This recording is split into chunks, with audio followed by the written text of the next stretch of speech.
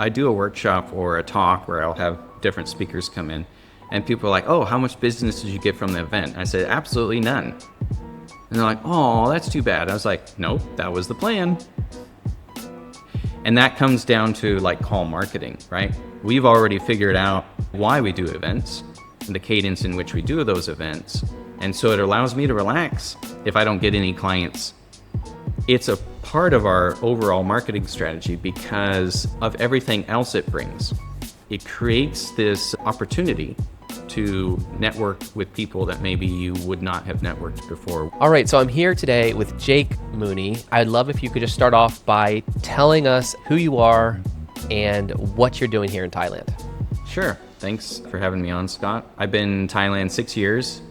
I run a marketing agency here, a small marketing agency based in Chiang Mai, but we also have remote team members kind of all over the world. We've been around a few years. We kind of grew during the pandemic.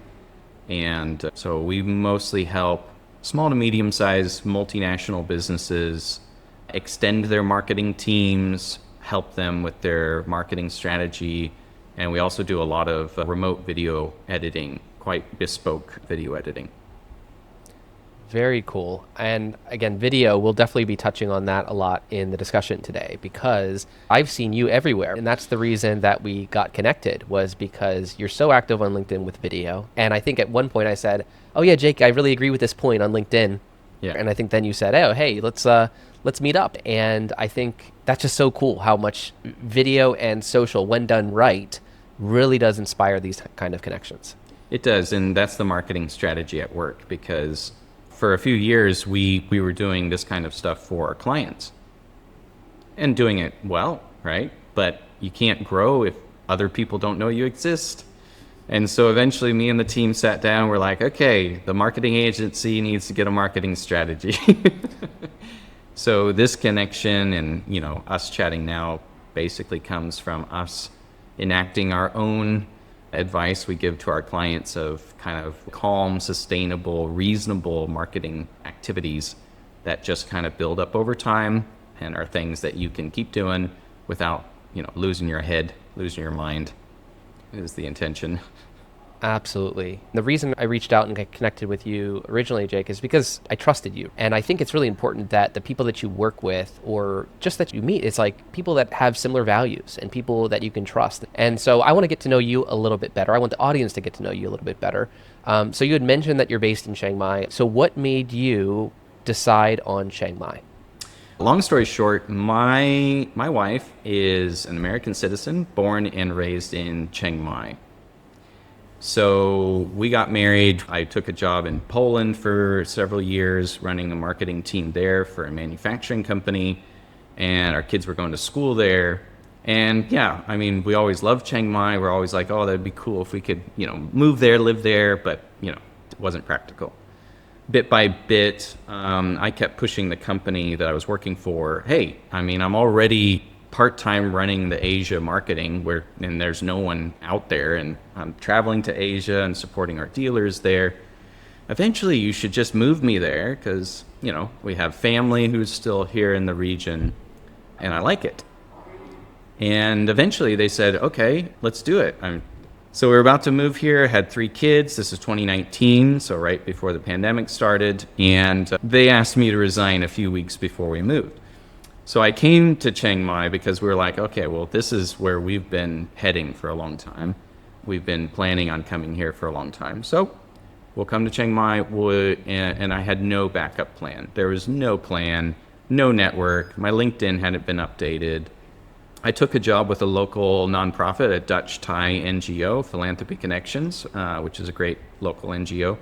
And I worked for them for close to 3 years. And during the pandemic, my wife got her Thai citizenship, and at that point we had enough remote work that I had collected to start our own business here in Thailand. Wow, that's incredible. And you made it, and despite a very hard start, because to your point, I can only imagine with the plans of coming to Thailand, you got that rug yanked out from under you, and you still made it work. You didn't give up at that stage. Well, I would say to people who are interested in coming and setting up a business or exploring a life in Thailand, if you want to come and work or even build an online business or something like that, try to actually have that online business working before you come, right? Have some remote work and come on the DTV visa or something like that. I don't recommend doing what I did, which was come and nothing, like you just have to build it from scratch.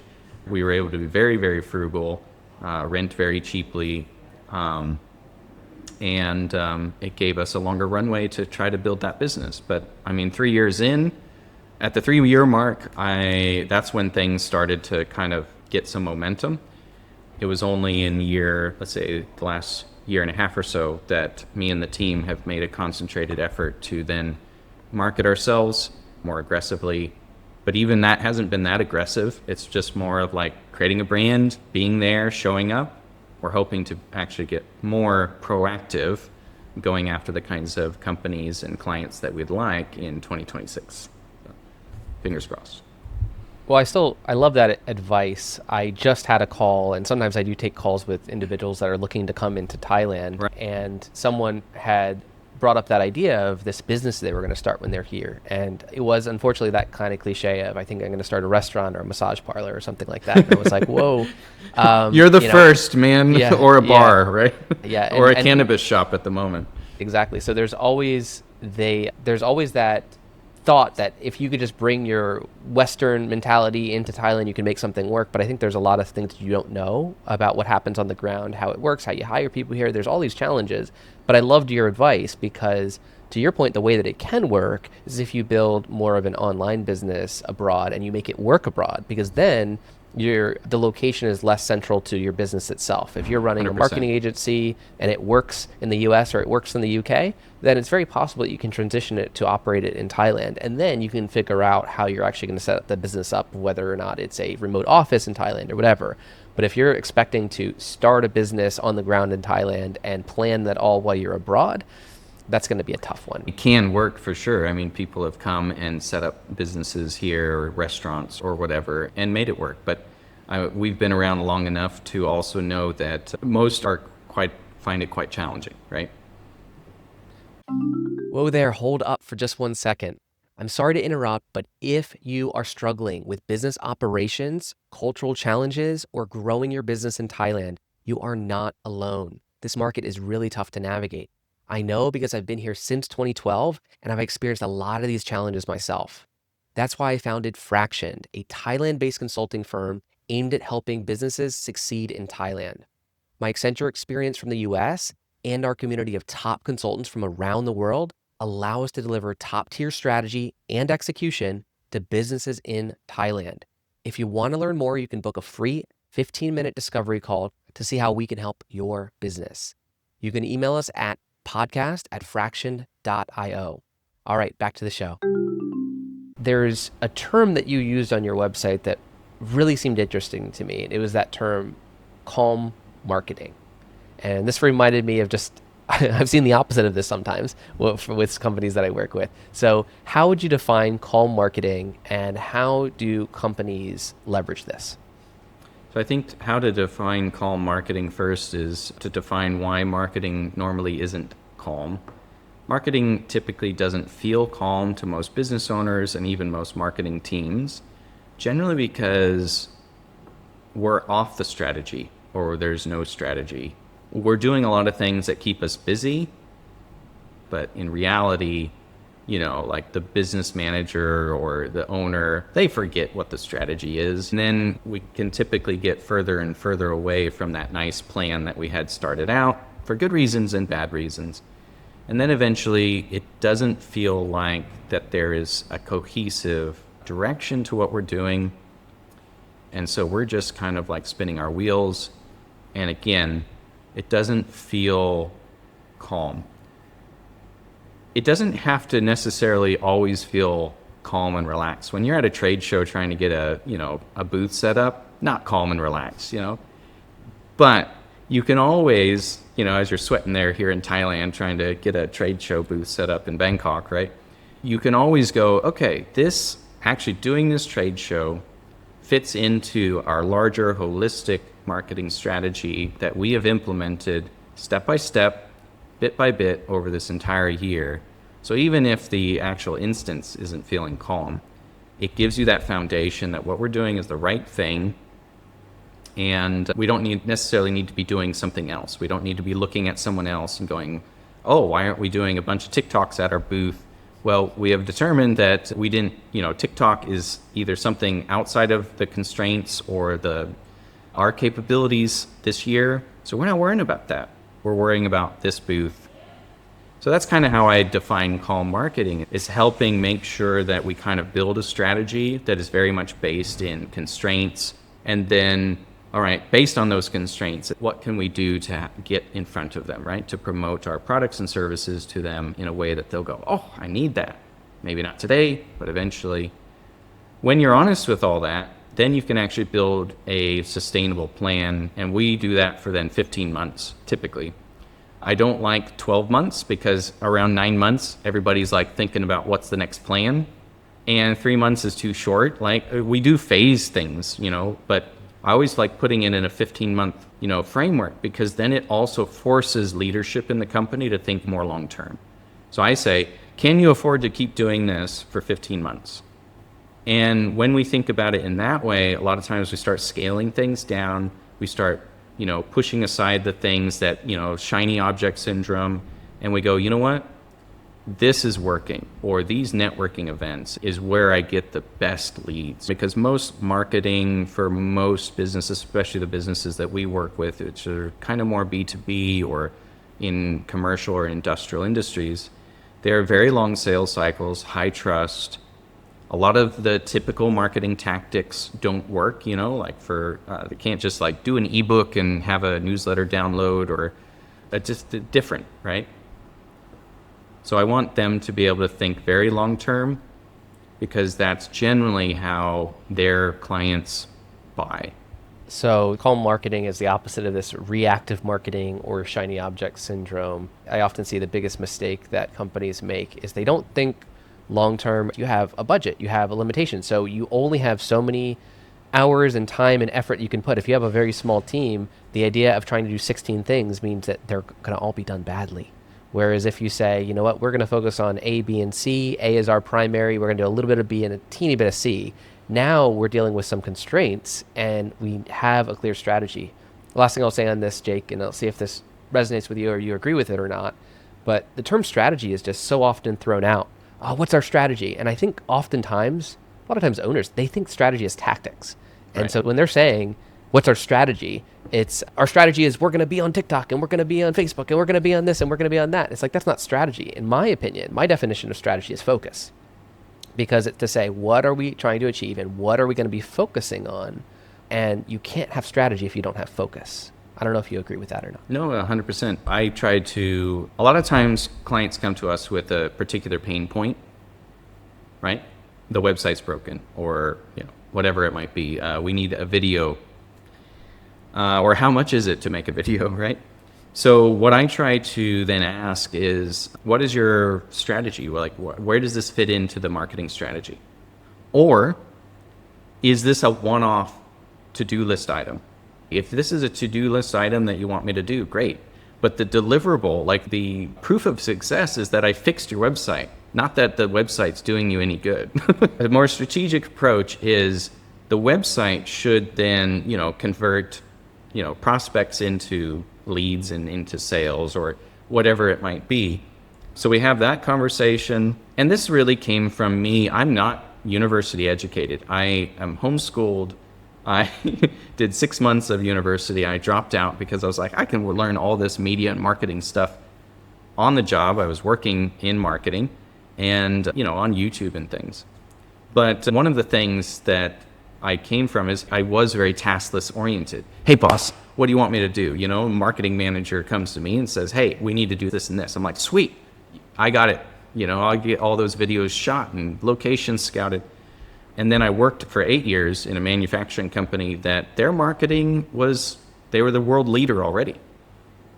I was just improving and maintaining. I think I did a good job of that.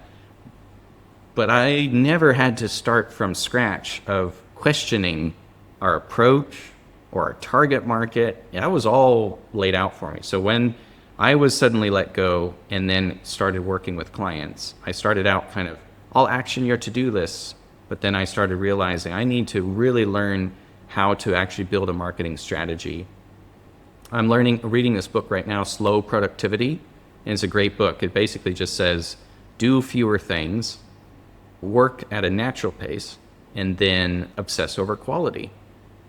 And so it's just been a really inspiring read of making sure do less better instead of more worse, like you were saying. I couldn't agree more. I think that if you care about impact, whether or not you're an agency that cares about impact or an owner that cares about impact, you have to work backwards from what's working and what's getting the most results. And sometimes that's not the thing that's the easiest. You mentioned marketing for your own business, and I saw that you're hosting these workshops in Chiang Mai. Right. And I think events, in-person workshops, online workshops, things like this are very interesting. So I'd love if you could share a little bit more about the types of workshops that you lead, why you do them, and whether or not you think some businesses could also leverage workshops as a way to do some level of marketing for their own businesses. Well, this is interesting because I do a workshop or a talk, a marketing talk, or I'll do a group talk where I'll have different speakers come in. And people are like, oh, how much business did you get from the event? I said, absolutely none. And they're like, oh, that's too bad. I was like, nope, that was the plan. And that comes down to like call marketing, right? We've already figured out why we do events and the cadence in which we do those events. And so it allows me to relax if I don't get any clients. It's a part of our overall marketing strategy because of everything else it brings. So when we do an event, for one, it's great practice for me and my team.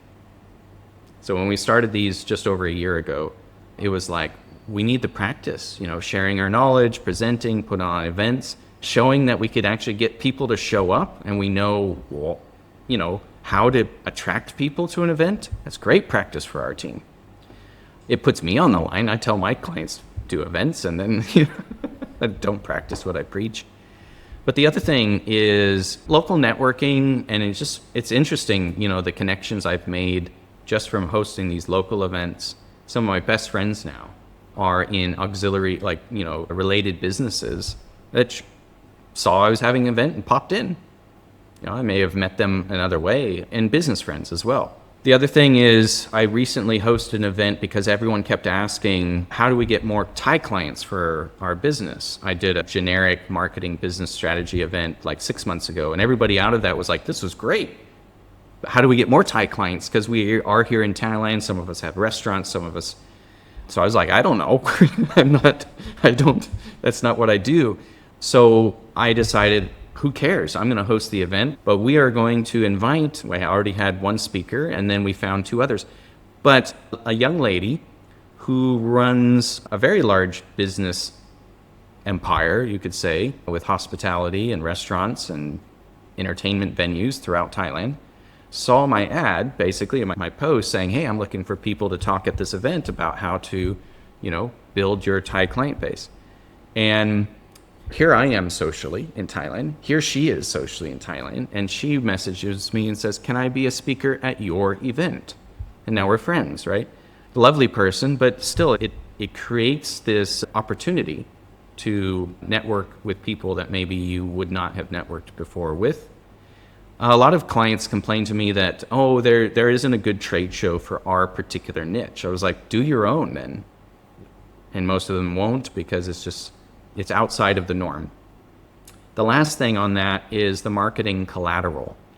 So when I do an event, I try to make sure that the event is at a really beautiful venue, just looks nice, so that all my speakers, including myself, always get amazing photos, amazing video clips, etc. So that when you then, Scott, see the results of some event I hold, it's always like, oh, it says something about Jake, as opposed to just white wall, you see me talking in front of a crowd of 50 people, it says something to you. It starts to click over, not only with potential clients, but potential partners, potential employees, recruitment. This is a great way for recruitment. UI UX designer in Bangkok messaged me on LinkedIn a few weeks ago and just says, hey, look, I want to work with you guys. I love what you're doing. I just want to work with you guys. A really good one too, just from what she saw on LinkedIn. So that's kind of our event strategy. It's great practice. It's great for networking. and it's great for basically your branding and your marketing. Do events. Like, my advice to any business is to do events, invite other complementary businesses. Always make sure that your event solves a need. Don't just say, hey, we're going to be talking about marketing. No. How not to lose your mind marketing in 2026, right? Or always solve a problem with your event theme, and just start hosting them. The first one might suck. The first one for us, I've run events for big companies before, and it was so much work. But now my team is like, oh yeah, cool, another event, sweet. We know what to do. We know how to attract people. We know what we're going to do.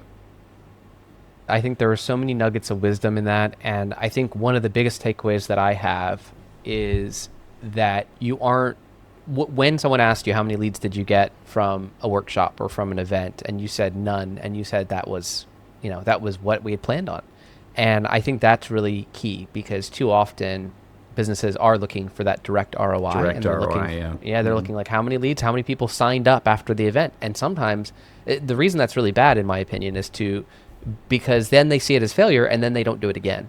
And to me, you get that momentum by, you're obviously hosting a lot of workshops and you're doing a lot of events. And if it's once a year, or if it's once every blue moon, whenever you say, oh, we have tried other things, I guess we'll try events again, then you're not going to get that momentum. And we charge for our events too. So we did free ones last year, and then this year we've charged over 1,000 baht for each event. And for a serious person, if you're providing good value and a good networking opportunities at your event, what's 1,000 baht?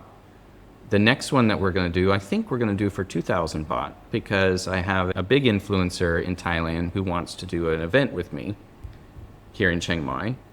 And to be able to sit with an influencer who's built up a huge following in a very short amount of time and learn how they did it and get their, ask them questions and get that directly applied to your business, 2,000 baht is like nothing.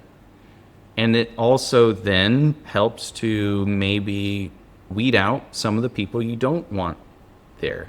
You want the more serious people who understand the value of what you've put on. I don't make any money at those, because we do catering. The venue always has a charge of some sort. So we basically never make any money from them, but I've very much appreciated all the events we've done. Yeah, and you brought up too that a reason that you have to charge for those events too is to pay for a nice venue, as you mentioned. I love the idea of getting good photography and things like that when you're there. But again, my biggest takeaway was just the fact that it's not directly clients. And I'll reinforce that the events that I've spoken at, the groups that I'm part of, the subcommittees I'm part of and whatnot, it's always a couple steps removed, where it's not that I get the direct client, but it's more of that I'm speaking with the right people in the room, or I'm having conversation with people where I'm able to learn from them, or they eventually have a client. And one of the best things that I can find that has happened to me is, whether it be through the podcast or for a speaking engagement that I do, it's when someone says, oh, you're everywhere. I saw you there. Oh, I want you to talk to this person. And I do the same thing for other people, right? I want to connect to other people. That is what networking is. I think networking has this, some people think of it as a dirty word, or as like, oh, networking, that's the thing where you have to talk about small talk. It's like, no, I hate small talk, right? I mean, I'm basically day one, I'm talking about politics and religion. No, just joking, sort of. But I talk about deep subjects. I go there too. Yeah, I have fun with those in a non-confrontational way, where it's like, hey, yeah, we can chat. Yeah, exactly. Have a real conversation. And sometimes that's what you do when you are at an event, is that you meet the people that are not necessarily even like-minded, but people that are different than you and you can learn from, and you're just getting to know people. But if you're thinking of it as an ROI thing, you're going to be sorely disappointed, aren't you? So I treat LinkedIn as well. I'm not here for the hard, quick sell. I'm here to connect with people who would want to connect with me. And then over time, they'll learn who I am and what I do. And that's it. Yeah, I guess you could say, if you think of LinkedIn as, this is my prospect database, I'm only going to connect with people that I'm going to sell to, right? And essentially say, here are my services. That's just not it. I mean, to me, everyone that I see on LinkedIn is just like you said. It's your thing of connect with people, follow people, understand people. It's not necessarily following that checklist. You talked about checklists before. It's not how many comments, generic comments that I leave on a whole bunch of, people's feeds. It's like, no, it's actually wanting to engage with people, right? And actually wanting to leave a comment because what they posted is interesting to you. Do you want to hear my quick LinkedIn strategy right now? Please do, 30 seconds. So basically, me and my assistant send out connection requests to marketers, business owners, managers, and then people I think who might eventually be good for my team. So we think of it from a recruitment tool as well. So those are kind of like the criteria. I don't give my assistant crazy restrictions. It's just like anything that applies to that, go nuts and don't worry about it too much. Then the other thing that he does on a daily basis, he sends me 5 posts from my network of where he knows I can actually have some thoughtful things to say. So I'm running a business, so sorry, no, I'm not going to sit there for 30, 40 minutes a day and connect with people on LinkedIn and then find interesting conversations. My assistant, no AI, my assistant knows exactly what I'm looking for, queues those up for me, and then no AI writes the comments or anything like that. It's me. That way I feel like I can actually write and engage with the person and support what they're doing. So if anybody is looking for kind of like a cheat sheet for how to do LinkedIn, work with an assistant who you give them clear guidelines and they can help you with it. They can be in your LinkedIn. I think that's a great way to connect with the right people in an authentic way and not like turn it all over to AI automations and things like that, while also not sitting there for an hour and a half each day necessarily. Yeah, what a great way to do it. Because to your point, I think it's easy to dismiss it and get right into the automation thing and say, oh, I'm not doing that, therefore, full automation. And the full automation, guess what? If a million other people are doing full automation, all you end up is with bots responding to bots, right? Exactly, yeah. It's losing everything. Now, speaking of that, though, obviously when it comes to video, AI created video is a common thing now. And I want to know if you have an opinion on that or how you deal with video, Jake, for yourself and your clients. Do you do more of the AI generated videos at scale, or do you have a different method? Well, I have a good friend we did an event together, and he talked about how he grew his YouTube channel to about 800,000 subscribers, sold it to some investors using AI. So we did an event on that because I think there's a time and a place, and there's certain kinds of content that AI can really help you. It's more on the storytelling, like fictional side of things, more entertainment side of things. We're very careful. I mean, we use AI tools on a lot of things. We use Descript for editing our podcast because the AI does a great job of finding all the bad takes and the mistakes that you made and pulling those out. So we look for things that help enhance our team and the storytelling that we're trying to do for our clients. We use 11 Labs for voiceovers and things like that, but typically we end up using a real human voiceover at the end but we use 11 Labs to have this natural voiceover for us to edit around. So yeah, I think a client sent me just the other night, they're in the manufacturing woodworking industry, and they sent me an AI generated video where it's an avatar talking about their product. And it actually really worked well. The script was really good. Like they understand like a Facebook ad script, what it should be, all AI generated. And I just said, what we need to do this is a great example. It's a template. It's a storyboard for us to create a real one. So we're going to have a real person actually do a similar script. We're going to make sure we're using all your real footage because your whole brand is built on authenticity and connection with the customer and your great customer service. Let's not dilute that just because we made this video in 15 seconds and we can throw it up as a Facebook ad. We will take a few hours, we'll record very similar stuff, we'll replicate this and improve upon it. And ultimately, I think that'll be better for your brand, and honestly, people would know it's an AI ad one way or another and don't want you to go that route. Oh, I love that of using it as a template, because to your point, think of it as a wireframe to a website or a storyboard to a movie. It's that you have something to go off of, but then what really matters is you're putting your best foot forward, and that's going to be a human being. Because as you said, it's getting better and better, but people can tell when it's that AI avatar doing this, right, and speaking. And to be honest, to me, it's just so off-putting that I wouldn't want to work with a company that I see that. I don't mind seeing it in entertainment. For business use, we're very careful. Well, that brings to how to do it correctly, though. So one thing I'm thinking about is as soon as you get off AI and now you're into actually recording a real video with a real human, and you've mentioned before that you've done this with companies in different countries. So that maybe they have their own setup or you're helping them set this thing up. I'm curious about, for a company that's trying to get on video more, right? They don't have a huge budget, but they realize they have to put their face forward. They have to actually show the founder or show team members or whatever in these videos, right? I want to know from you, Jake, do you think they need to pay or rent a very expensive studio? Do they need to get the best video equipment? Or what advice do you give these individuals that are trying to get started with video on site? Good question. It can be really hard, honestly, because if you're not in video marketing, you just see final results from your competitors, or you see TikToks, or you see YouTube. And it can be really hard to reverse engineer what you need to do to get there, which ones actually make sense for you. That can be really difficult to do. So typically what we'll often do is help clients understand what they need to do with video. What's the minimum viable thing?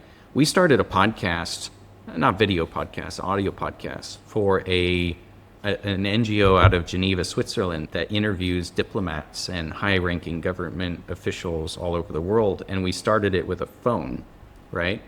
Because they were like, oh, we need to get noise, good microphones and 2 setups and record this and, in the right room. And I was like, no, you don't. We have AI tools that'll make what you record in a quiet room with a phone sound great and sound like it was recorded in a podcast studio. They didn't believe me, but I was like, hey, your budget's not that big, so you better believe it. They did it, and it turned out fantastic because, of course, then we add music and we pull out like some interesting clips and put those at the beginning, and then we add like a little intro, and then with some of the AI tools to clean up the audio, it sounded fantastic. It was able to get the buy-in from leadership to actually do a full professional podcast for their nonprofit. The most effective videos a lot of times are very informal videos. So, you open your phone, you hold it there, you record something, you present an idea in a nice way, something that solves a problem for someone, gives them advice. That's useful. That's a way to start. You don't need a video agency to start doing that today. You have a better camera than we had 10 years ago sitting on your desk. You might need a coach, to help you formulate your communication strategy, what you're actually getting across, and to help you realize that is enough to get started.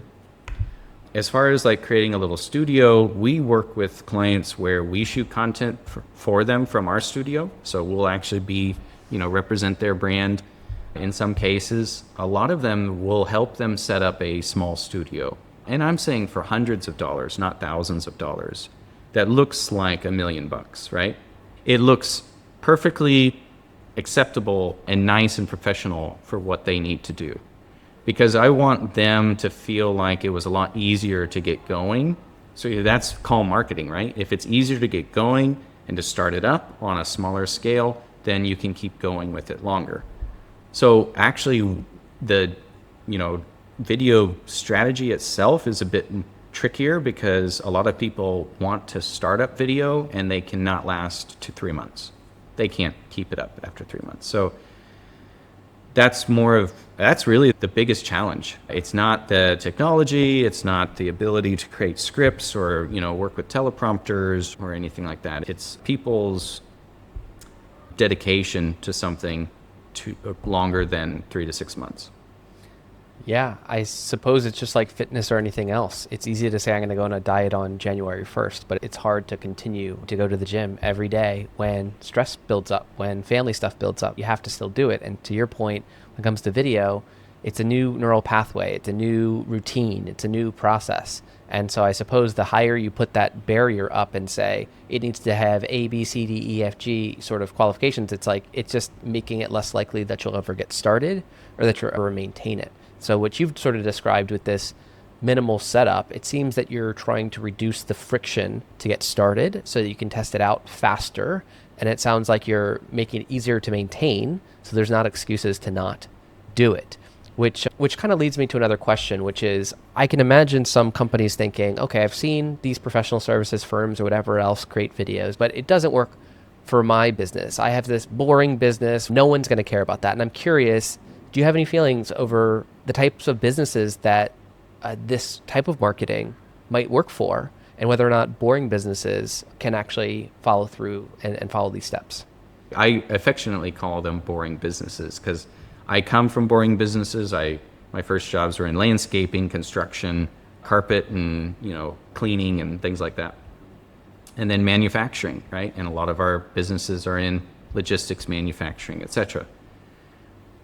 You see these flashy businesses and things like that selling stuff on TikTok and funny videos and things like that. And you're like, I don't know how I'm going to relate that to my manufacturing business or my parts business. Or video needs to basically have a different goal in different kinds of businesses. So a video that shows a really detailed process can be very, very effective. So I did a lot of videos in 25 plus countries for a manufacturing of sawmilling equipment, right, in the woodworking industry.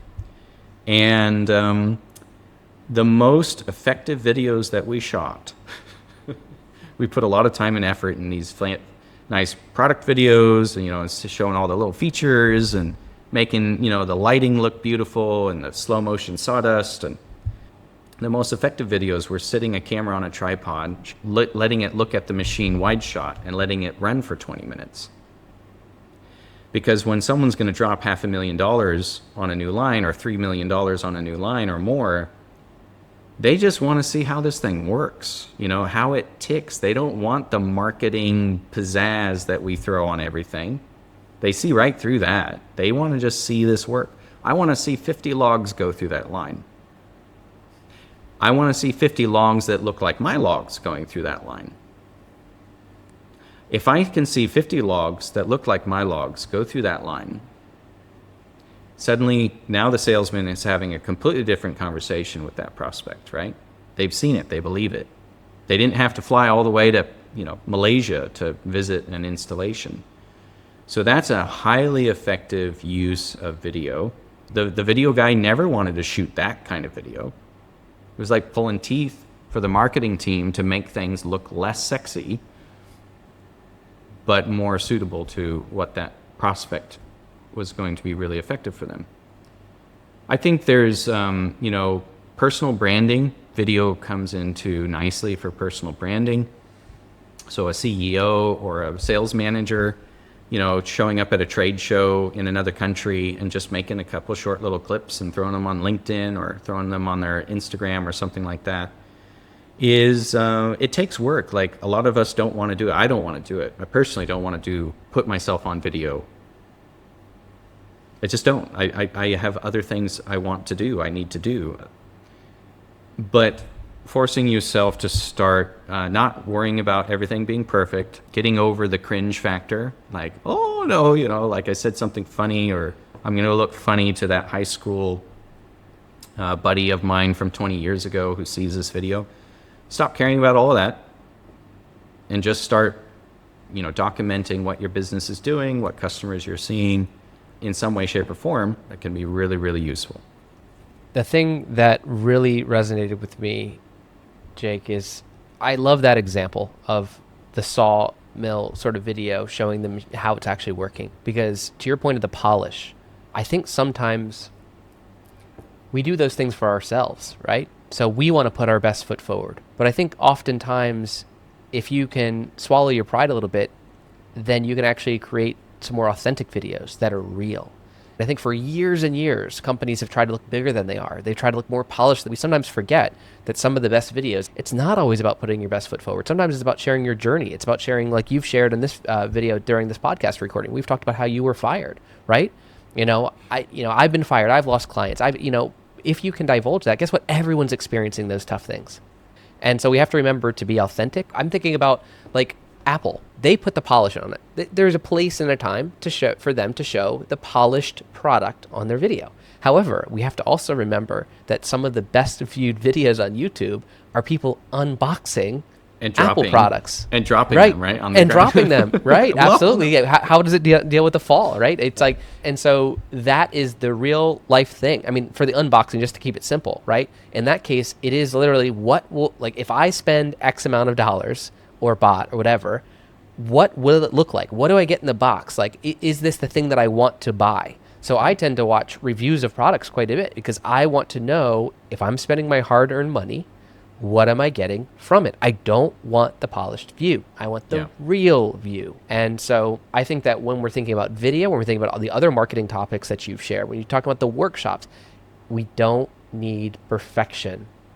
That's just a message that I'm getting through this whole conversation, Jake, is we're not seeking perfection. We're seeking truth, honesty, transparency. Some people are scared to share their pricing. Whereas I'd argue that if someone has the question and you're the person that answers the question, this is my prices, this is why, this is how I do, this is who I do work with, this is who I don't work with, you're going to be able to filter out the people better that are right for you. 100%. Versus just trying to show how perfect you are, right? None of us are perfect.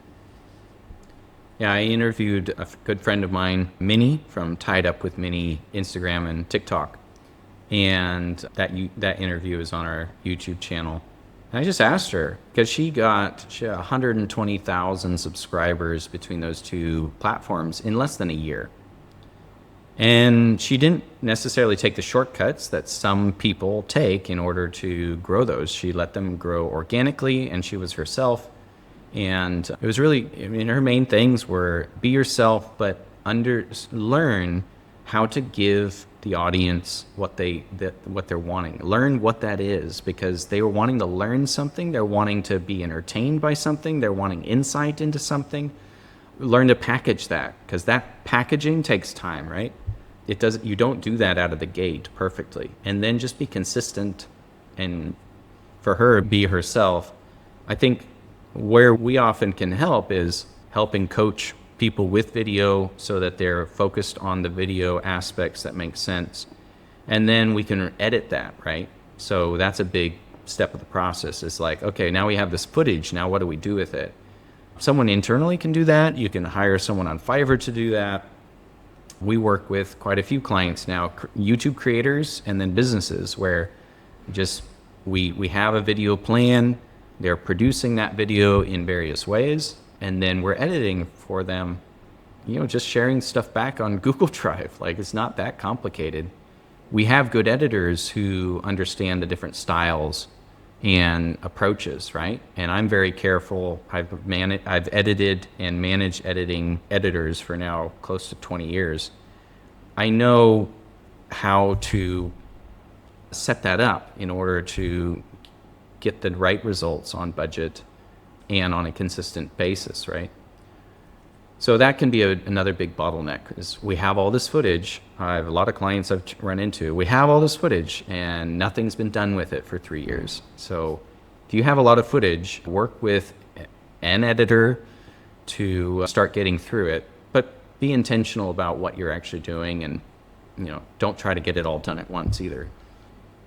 Yeah, that's why I like your point of working with a coach for that, because I do think that you could have all that footage somewhere and then you go to Fiverr and say, I've got all this footage somewhere. But remember, a lot of the individuals, I'm not saying the individuals that you find on Fiverr are not skilled, right? But if they're not directed, if you're not describing to them what you're using it for, how you want to use it, what you want to get across, very clear in your briefs. You have to be very clear in your briefs what you're wanting to get out of that with someone who's new to your business or is maybe a slightly inexperienced editor. Yes. Now, to broaden things up a little bit more, again, if you were to just give a broad overview of what you think marketing tactics are working best this year and maybe in the coming year, Jake, if you could kind of summarize that for us. And of course, we know that this is going to depend on the business and things like that, but I'm just looking for general trends. Which way are things going? What things are tending to work a little bit better nowadays than before? Sure. I'm not going to hit everything perfectly. So for all you nitpickers out there, I'm sorry. But SEO, I know there's some major challenges with traditional SEO theoretically based on a lot of the changes that have been made in the last couple of years. But a friend of mine literally just started a business and their first client came from ChatGPT, because their website was well optimized in a local niche here in town that isn't very well populated. And ChatGPT found that right away. So that's SEO of various kinds is going to continue to be something that will evolve, change, and you should not discounted as, oh, we just don't need to worry about that anymore. Local listings, if you're a local business, make sure your, Google My Business or whatever they call it now is optimized and updated, and you got Google reviews coming in on a regular basis, and make sure that you have processes to make sure that that happens. On video, figure that out for your business if you haven't figured it out. I would say that would be something to work on, is figure out what kinds of videos make sense for your business. Don't waste time on videos that don't. Facebook ads still work well in many cases, right? Facebook corporate pages, no, don't worry about those anymore, basically. Personal branding is, I think, much more important now than a corporate Facebook page or a LinkedIn page or anything like that. Invest in personal branding for you and your staff. Understand in the company what that means, right? Like, we're advocates, and we're going to actually encourage our staff to invest in their personal brand, because that's also very much a holistic approach. Yeah, you're going to have turnover eventually, right? But invest in the people who are, representatives of your company. Networking, in-person events are, I think, super, super valuable. Not all of them, but again, do your own events. Stop whining about this event's so boring, it's always the same people. Host your own event then. Yeah. And that's basically my list at the moment that I can give off the top of my head. I think the thing that ties that all together is just, when it comes to SEO, it's like, if you're delivering good information in a way that's useful to an individual, it's going to be useful to a search engine, it's going to be useful to ChatGPT and other AI. If you're creating content that's resonating with people, it's going to resonate with other people that want to buy your product, right? So to your point, it seems a little bit it seems like everything's trying to cut through the noise. And so no one's really seeking out some LinkedIn or Facebook company profile. They're doing business with people. They want to trust people. And so the people that are out there sharing good information, whether it be on video, it'd be on podcast, it'd be on their website, it'd be on FAQ sections, share good information and people come to you. I skipped AI when I gave that list. Definitely invest in that and look into that. But definitely don't just throw everything into AI and do more. Yeah, that would be the opposite of the way you want to go. You want to implement it thoughtfully. It changes so quickly as well, so that's something to keep in mind. Is the investment that you're going to make in this one AI tool or process worth it, even if it becomes out of date in 3 months? So we're pretty careful with what AI steps and stuff that we implement. We don't build like these massive workflows where everything, when this happens, that happens. Now, there are cases to be made for that, different business operations and things, but just be conscientious that AI is not the savior of the world yet. And maybe the less of you do of it a little bit is okay. Yeah, absolutely. That's a good point. And so with that said, I'd love if you could share the best way for individuals to either follow you or get to know you or connect with you. Well, there's a few Jake Mooneys running around, but if you search Jake Mooney Thailand on Google, all the main things will come up in our website, greenlightstudio.co, and you can find us. Between those two things, you can find us different ways. All right, Jake, it's been an absolute pleasure. I'm sure we will chat again soon, and thanks again for joining us. Thanks, Scott.